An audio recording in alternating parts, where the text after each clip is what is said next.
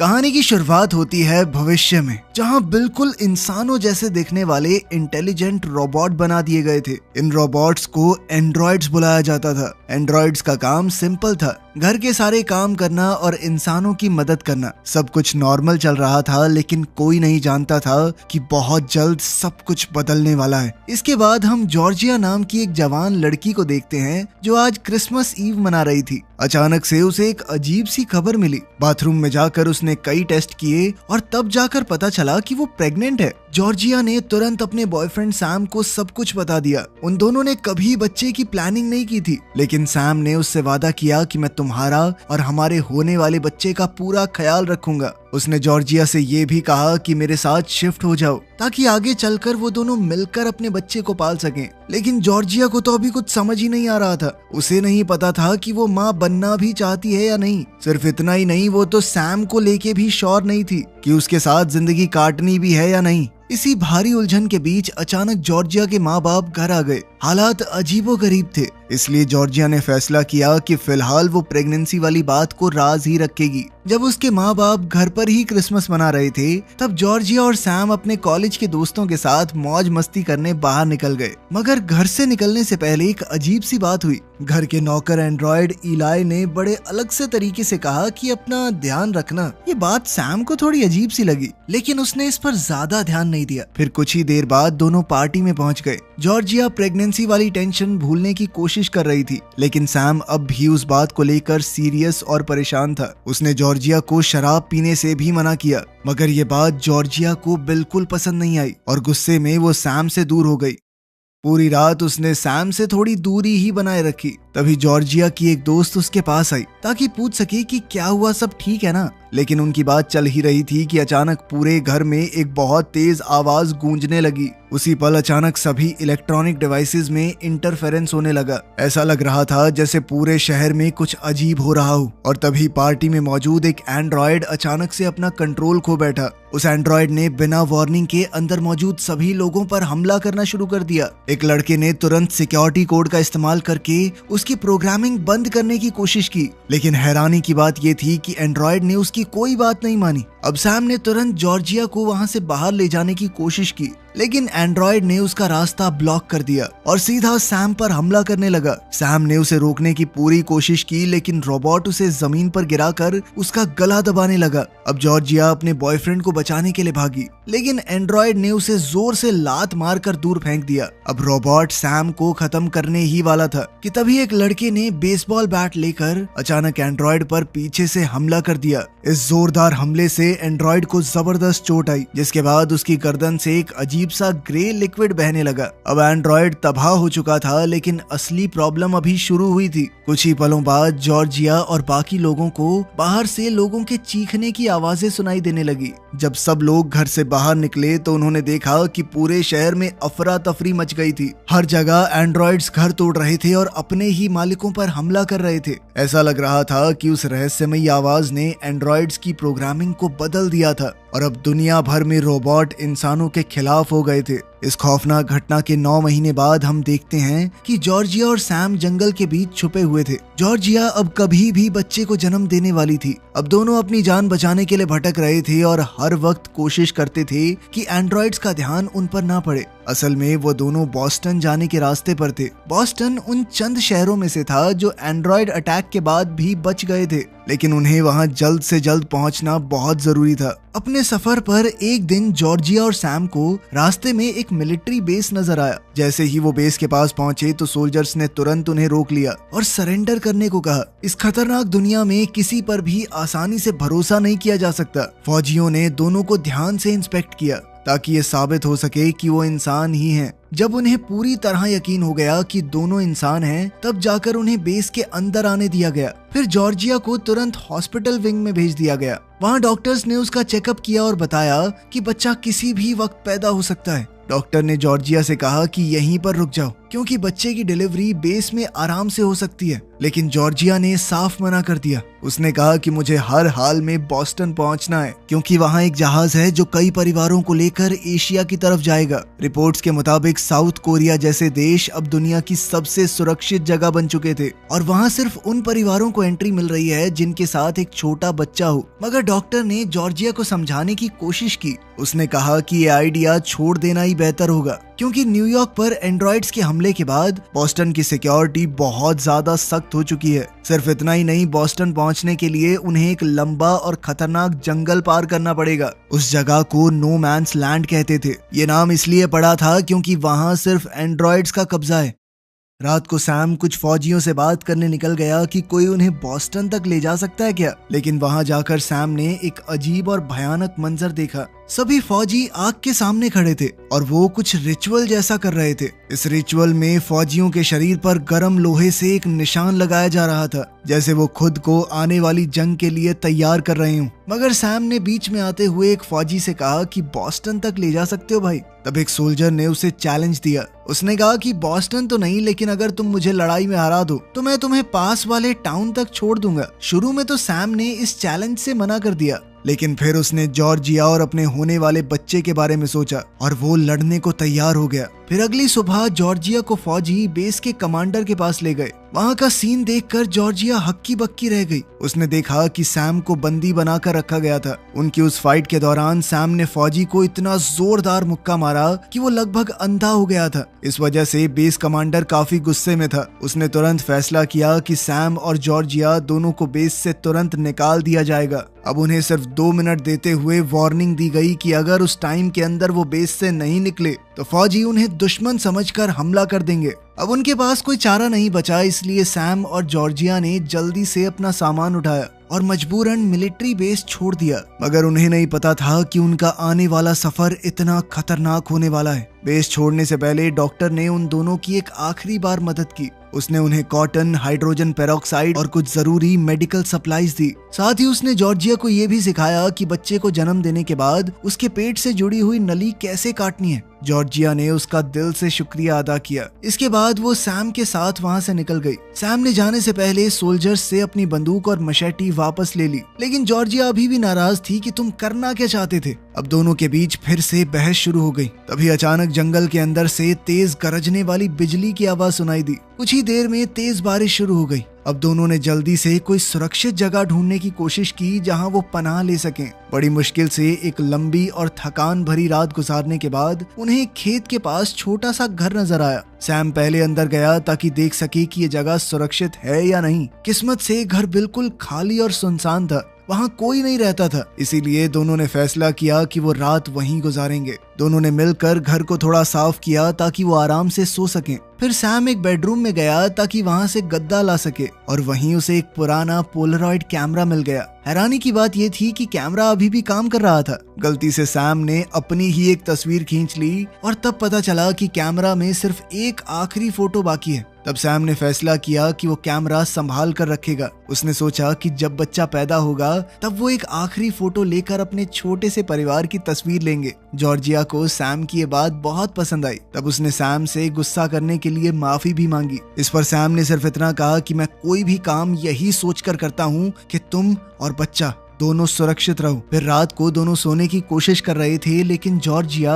अपनी प्रेगनेंसी को लेकर काफी चिंता में थी। उसने अपने बैकपैक से एक किताब निकाली जिसमें बच्चे के जन्म के बारे में इंस्ट्रक्शंस दिए गए थे। जॉर्जिया ने सैम से कहा कि शायद ये ज्यादा सही होगा अगर वो बच्चे के पैदा होने तक इसी घर में रुक जाएं, क्योंकि उसे डर था कि अगर किसी खतरनाक जगह पर डिलीवरी हो गई तो मामला बहुत खतरनाक हो सकता है। लेकिन सैम इस बात से सहमत नहीं था। उसका कहना था कि हमें आगे बढ़ते रहना होगा। उसका मानना था कि बॉस्टन पहुंचने से पहले अगर बच्चा पैदा हो गया तो हमें बहुत ज्यादा मुश्किल होगी। तब दोनों ने फैसला किया कि इस बात पर वो बाद में डिस्कस करेंगे। फिलहाल के लिए वो सो गए और अगले दिन का इंतजार करने लगे। अगली सुबह जॉर्जिया बाहर कुछ आवाज सुनकर जाग गई। वहाँ उसने सैम को देखा जो गैराज में मिली एक मोटरसाइकिल को रिपेयर कर रहा था। जॉर्जिया ने कहा कि बाइक पर जाना बहुत खतरनाक है, एक तो इससे गिर के चोट लग सकती है, दूसरा इसकी आवाज एंड्रॉइड्स का ध्यान खींचेगी। लेकिन सैम का प्लान कुछ और ही था। उसने कहा कि बच्चे के पैदा होने से पहले हर हाल में बॉस्टन पहुंचना है। तो वो चाहता था कि नो मैन्स लैंड को जितनी जल्दी हो सके उतनी जल्दी पार कर लें, और अगर रास्ते में एंड्रॉइड्स मिल भी गए तो वो अपनी पूरी जान लगाकर जॉर्जिया की सुरक्षा करेगा। खैर जॉर्जिया को ये आइडिया कुछ ज्यादा सही नहीं लगा, लेकिन हालात को देखते हुए उसने मजबूरन हाँ कर दी और आगे के सफर के लिए अपना सामान पैक करने चली गई। जब सब कुछ तैयार हो गया तो सैम को गैराज में कुछ सेफ्टी हेलमेट भी मिल गए। उसने अपनी बंदूक जॉर्जिया को दे दी ताकि जरूरत पड़ने पर वो अपना बचाव कर सके, और फिर दोनों मोटरसाइकिल पर बैठकर जंगल के बीच फुल स्पीड में निकल पड़े। रिस्की रास्ते के बावजूद सैम खुश था। काफी वक्त बाद उसे एक अजीब सी आजादी महसूस हो रही थी।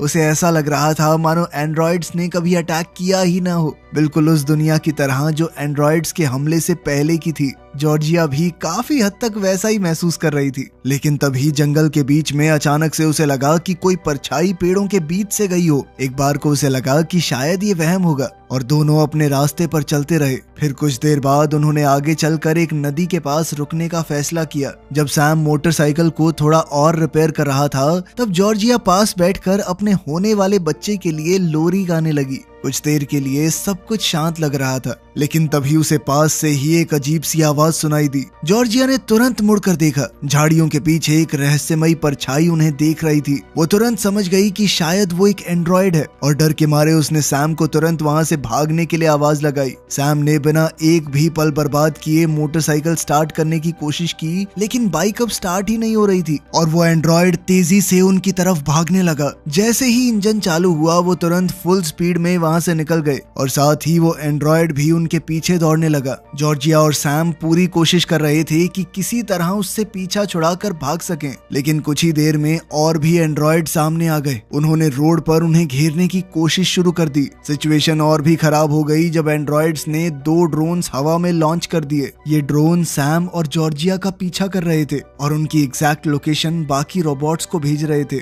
अब जॉर्जिया ने तुरंत सैम की गन निकाली और पीछे से आ रहे एक एंड्रॉइड पर निशाना लगाने की कोशिश की। जैसे ही जॉर्जिया को क्लियर शॉट मिला, उसने ट्रिगर दबा दिया और गोली सीधा एंड्रॉइड के सर में जाकर लगी। मगर अब भी उनकी मुश्किलें खत्म नहीं हुई। ड्रोन्स अभी भी बिना रुके उनका पीछा कर रहे थे। सैम को अब समझ आ गया था कि एंड्रॉइड्स इतनी आसानी से पीछा नहीं छोड़ने वाले, इसीलिए उसने एक जोखिम भरा फैसला लिया। उसने बाइक रोक दी और जॉर्जिया से कहा कि तुम तुरंत जंगल की तरफ भाग जाओ, जब तक वो एंड्रॉइड्स को किसी और दिशा में भटका देगा। इस पर जॉर्जिया ने सीधा मना कर दिया, क्योंकि वो सैम को छोड़कर कहीं नहीं जाना चाहती। लेकिन सैम ने बिना उसकी बात सुने उसके हाथ से बंदूक वापस ले ली और मोटरसाइकिल लेकर वहां से निकल गया। अब जॉर्जिया मजबूरन वहां से एक छोटी सी पहाड़ी की तरफ नीचे उतरने लगी, और वो पूरी कोशिश कर रही थी कि किसी को उसके वहां होने की भनक ना लगे। तभी उसे किसी के टहनी पर पैर रखने की आवाज सुनाई दी। वो धीरे से आगे बढ़ी और तभी उसके सामने एक अनजान आदमी आ गया।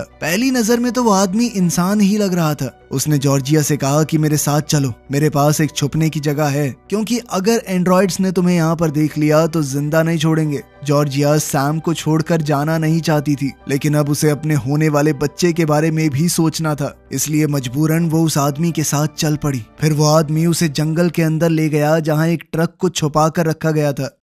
ट्रक के अंदर उसने अपना परिचय दिया। उसका नाम आर्थर है और बीते समय में वो एक एआई प्रोग्रामर हुआ करता था जिसने एंड्रॉइड्स को बनाने में मदद की थी। आर्थर को अब अपने काम का बहुत पछतावा था। उसने कहा कि हम इंसानों ने खुद को भगवान के बराबर समझ लिया, उसी गलती का खामियाजा भुगत रहे हैं आज तक। आर्थर के हिसाब से अब तो जिंदा रहने का एक ही तरीका है, छुप कर रहो इन एंड्रॉइड से। फिर उसने जॉर्जिया के लिए वहाँ सोने की जगह बना दी। फिर कुछ घंटे बाद जॉर्जिया अचानक से जाग गई। उसे जोरदार दर्द महसूस होने लगा और तब उसे समझ आ गया कि उसका बच्चा बहुत जल्द पैदा होने वाला है। अब आर्थर ने जैसे ही जॉर्जिया की कंडीशन देखी, उसने तुरंत कहा कि वो उसे बॉस्टन तक ले जा सकता है। उसने जॉर्जिया को एक स्पेशल सूट दिखाया जो उसने खुद बनाया था, जो एक कैमोफ्लाज एल्गोरिदम पर काम करता था। इस सूट की मदद से एंड्रॉइड्स के बीच से बिना उन्हें दिखाई दिए गुजरा जा सकता है, लेकिन फिर भी अगर ज्यादा आवाज होगी तो एंड्रॉइड्स उनका पता लगा सकते हैं। जॉर्जिया ने उसका शुक्रिया अदा किया।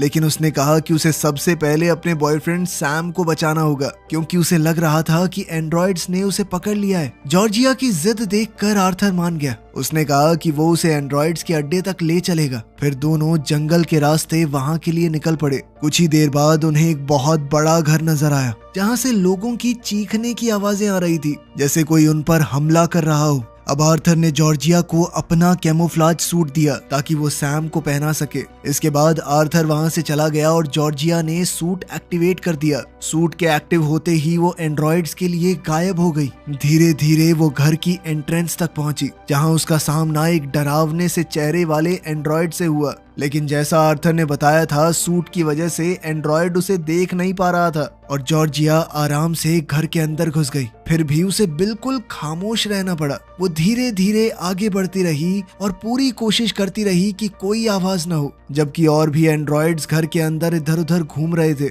आखिरकार जॉर्जिया को एक कमरे में सैम मिल गया। उसके साथ एक और कैदी भी बंद था, लेकिन सैम की हालत बहुत बुरी थी क्योंकि एंड्रॉइड्स ने उसकी टांगें तोड़ दी थी। जॉर्जिया ने तुरंत सैम को आजाद करने की कोशिश की, मगर तभी दूसरा कैदी भी उससे गुहार लगाने लगा कि मुझे भी आजाद कर दो यहाँ से प्लीज। अचानक उसी वक्त एक और एंड्रॉइड कमरे में आ गया। क्योंकि वो जॉर्जिया को तो देख नहीं सकता था, इसीलिए वो सीधा सैम की तरफ बढ़ा और उसके पैरों पर जोर जोर से पैर रखकर उसे और दर्द देने लगा। बेचारी जॉर्जिया मजबूरी में खड़ी होकर बस ये सब कुछ देख सकती थी। जैसे ही रोबोट वहां से चला गया, जॉर्जिया ने तुरंत सैम को आजाद कर दिया। अब दूसरे कैदी को समझ आ गया कि जॉर्जिया को एंड्रॉइड्स ने इसलिए नहीं देखा क्योंकि उसने कैमोफ्लाज सूट पहना हुआ था। इसीलिए उसने जॉर्जिया से कहा कि वो उसे भी बाहर निकाल ले। लेकिन जॉर्जिया के पास अब सिर्फ एक एक्स्ट्रा सूट था और अब उन्हें वहां से जल्दी निकलना भी जरूरी था। तभी उस कैदी ने जोर जोर से चिल्लाना शुरू कर दिया। उसकी आवाज सुनकर बाकी रोबोट्स भी वहां आ गए। अब एंड्रॉइड्स जॉर्जिया और सैम की तरफ बढ़ने लगे,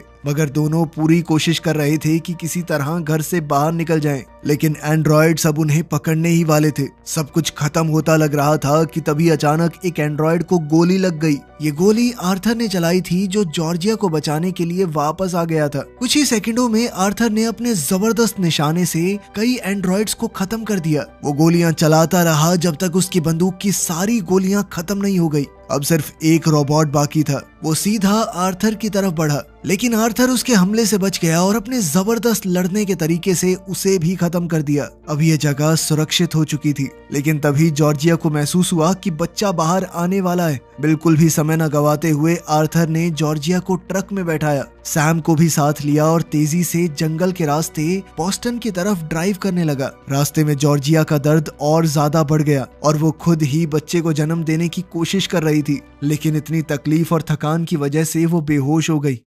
फिर अगली सुबह जब जॉर्जिया की आंख खुली तो वो एक हॉस्पिटल में थी और एक नर्स उसकी देखभाल कर रही थी। नर्स ने उसे बताया कि अब वो बॉस्टन में है और आर्थर की मदद से वो लोग वक्त रहते यहाँ पहुँच गए थे। डॉक्टर्स ने तुरंत जॉर्जिया का सी सेक्शन करके बच्चे की सुरक्षित डिलीवरी कर दी थी। फिर नर्स ने जॉर्जिया का बेटा उसकी गोद में दिया। पहली बार अपने बच्चे को देखकर जॉर्जिया की आंखों में खुशी के आंसू आ गए। उसके पास वाले बेड पर सैम भी पड़ा था, जो अपने जख्मों से उभर रहा था। वहीं कर्टन के पीछे वाले बेड पर आर्थर भी आराम कर रहा था। जॉर्जिया बेहद खुश थी कि इतनी मुश्किलों के बाद आखिरकार सब कुछ ठीक हो गया। फिर वो सैम के पास आई ताकि वो भी अपने बेटे को गोद में ले सके। दोनों ने मिलकर अपने बच्चे का नाम फॉरेस्ट रखा, लेकिन बदकिस्मती से सैम की हालत डॉक्टरों की सोच से ज्यादा सीरियस थी। डॉक्टर्स को मजबूरन उसकी टांगे काटनी पड़ी। इस वजह से सैम को अब लंबा समय लगेगा ठीक होने में। फिर कुछ देर बाद बेस के एक एजेंट ने जॉर्जिया से पूछताछ की ताकि पता लगाया जा सके कि वो बॉस्टन तक कैसे पहुंची। जॉर्जिया ने शुरू से लेकर अब तक सब कुछ बताया। फिर एजेंट ने पूछा कि तुमने सैम को एंड्रॉइड्स के चंगुल से कैसे बचाया। तब जॉर्जिया ने बताया कि वो आर्थर के बनाए हुए कैमोफ्लाज सूट को पहनकर अंदर गई थी। मगर एजेंट को ये बात काफी हैरान कर देने वाली लगी। उसने जॉर्जिया से कहा कि ऐसी कोई टेक्नोलॉजी है ही नहीं। ये बात सुनकर जॉर्जिया ने तुरंत आर्थर से बात करने की सोची, जो अभी भी कर्टन के दूसरी तरफ बेड पर सो रहा था। लेकिन जैसे ही एजेंट ने कर्टन के पीछे जाकर उससे बात करने की सोची, तो वो एक हैरान कर देने वाला मंजर देखकर वहीं रुक गया। असल में कर्टन के पीछे आर्थर नहीं बल्कि एक नर्स की लाश पड़ी हुई थी। कुछ ही सेकंडों बाद पूरे बेस में अलार्म बजने लगा। सोल्जर्स ने रिपोर्ट किया कि एंड्रॉइड्स ने बेस पर हमला कर दिया है और वो अंदर घुस चुके हैं। सिर्फ इतना ही नहीं, एंड्रॉइड्स ने बेस के इलेक्ट्रोमैग्नेटिक पल्स जनरेटर को भी डिसेबल कर दिया था। सिर्फ वही एक ऐसा हथियार था जो एंड्रॉइड्स को रोक सकता था। अब पूरे बेस में अफरा तफरी मच गई। जॉर्जिया ने सैम को बुलाने की कोशिश की, लेकिन सैम भारी दवाइयों की वजह से सो रहा था। जॉर्जिया खुद भी सर्जरी के दर्द से गुजर रही थी और आसपास कोई भी ऐसा नहीं था जो उसकी मदद कर सके। आखिरकार जॉर्जिया ने एक हिम्मत भरा फैसला लिया। उसने अपने बच्चे फॉरेस्ट को उठाया और उसे एक कपड़े में लपेटकर अपने कंधे से बांध लिया। फिर वो एक व्हील चेयर पर बैठी और जनरेटर को एक्टिवेट करने के लिए उसकी तरफ बढ़ने लगी। इधर गोलीबारी के बीच में जॉर्जिया ने एक अंधेरा कॉरिडोर देखा जो जनरेटर की तरफ जा रहा था। उस कॉरिडोर में कई सैनिकों की लाशें पड़ी थी जिनको एंड्रॉइड्स ने मार दिया था, मगर इतनी तेज आवाजों की वजह से उसका बेटा उठकर रोने लगा। जॉर्जिया ने उसे शांत करने की कोशिश की और रास्ते में उसे एक फौजी का रिवॉल्वर भी मिल गया जिसे उसने तुरंत अपने पास रख लिया। आखिरकार वो जनरेटर रूम तक पहुंच गई, लेकिन उसके रास्ते में एक बंद दरवाजा था जो उसे आगे बढ़ने नहीं दे रहा था। मगर किस्मत से उसे एक सोल्जर की लाश के पास दरवाजे की चाबी मिल गई। अब वो तुरंत उस चाबी से लॉक खोलने लगी, लेकिन जैसे ही वो दरवाजा खोलने वाली थी तभी पीछे से उसे आर्थर की आवाज सुनाई दी। अब जॉर्जिया ने बिना एक पल गवाए रिवॉल्वर सीधा उसकी तरफ तान दिया। तब आर्थर ने सच का खुलासा किया, असल में वो भी एक एंड्रॉइड था। इसके बाद आर्थर ने एक आखिरी हमला करने की कोशिश की, लेकिन जॉर्जिया ने बिल्कुल सटीक निशाना लगाया। गोली लगते ही आर्थर जमीन पर गिर गया और हमेशा के लिए डीएक्टिवेट हो गया। लेकिन उसी वक्त और भी एंड्रॉइड्स वहां पहुंच गए थे। जॉर्जिया ने तुरंत गेट बंद कर दिया और जनरेटर तक पहुंचने की कोशिश करने लगी। सभी रोबोट जोर लगाकर गेट तोड़ने की कोशिश कर रहे थे, लेकिन जॉर्जिया व्हील चेयर से कूदकर बाहर निकली और सीधा लिवर खींच दिया, जिससे इलेक्ट्रोमैग्नेटिक पल्स जनरेटर चालू हो गया और बेस के आसपास मौजूद सारे एंड्रॉइड तुरंत डीएक्टिवेट हो गए। आखिरकार जॉर्जिया की हिम्मत की वजह से वो भयानक जंग बंद हो गई।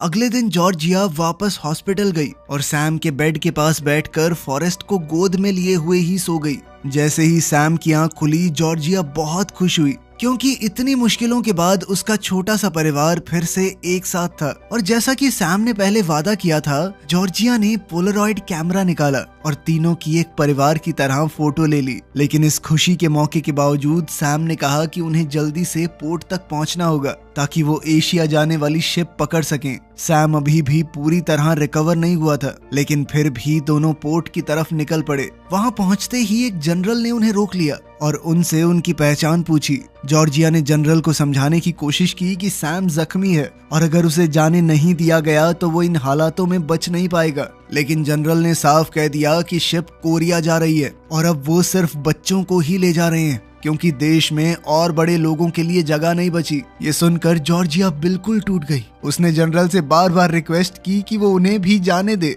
लेकिन जनरल ने मना कर दिया और कहा कि वो सिर्फ बच्चे को ले जा सकते हैं। ये सुनकर जॉर्जिया बेहद निराश हो गई, लेकिन सैम ने उसे शांत करने की कोशिश की और कहा कि उन्हें सबसे पहले फॉरेस्ट की सुरक्षा के बारे में सोचना होगा, चाहे इसका मतलब यही क्यों ना हो कि उन्हें अपने बेटे को खुद से दूर भेजना पड़े। कोई और रास्ता ना देखकर जॉर्जिया मजबूरन मान गई। फिर जनरल ने उसे एक फॉर्म दिया जिसमें बच्चे को शिप पर भेजने की परमिशन लिखी थी। फॉर्म भरते वक्त जॉर्जिया ने अपने बेटे के लिए एक मैसेज भी लिखा। उसने उस मैसेज में पिछले कुछ महीनों में जो कुछ भी हुआ था सब कुछ लिख दिया और अपने बेटे के लिए एक खूबसूरत जिंदगी की दुआ की। आखिरकार वो वक्त आ गया जब शिप जाने वाली थी। जॉर्जिया मजबूरन अपने छोटे से बेटे को जनरल के हवाले करने के लिए मजबूर हो गई। जब वो जहाज को दूर जाते हुए देख रही थी तो उसके दिमाग में वो जिंदगी घूम रही थी जो वो जी सकती थी, एक ऐसी जिंदगी जहां वो अपने बेटे को इन एंड्रॉइड से दूर एक खुश और सुरक्षित माहौल में बड़ा करती। लेकिन आज की इस दुनिया में यहाँ तो ऐसा मुमकिन नहीं। फिर भी जॉर्जिया ने सैम को गले लगा लिया और खुद को इस बात की तसल्ली देने की कोशिश की कि कम से कम उनका बच्चा सुरक्षित रहेगा। वीडियो पसंद आई तो लाइक कर देना, चैनल को सब्सक्राइब कर लेना। मिलते हैं अगली वीडियो में।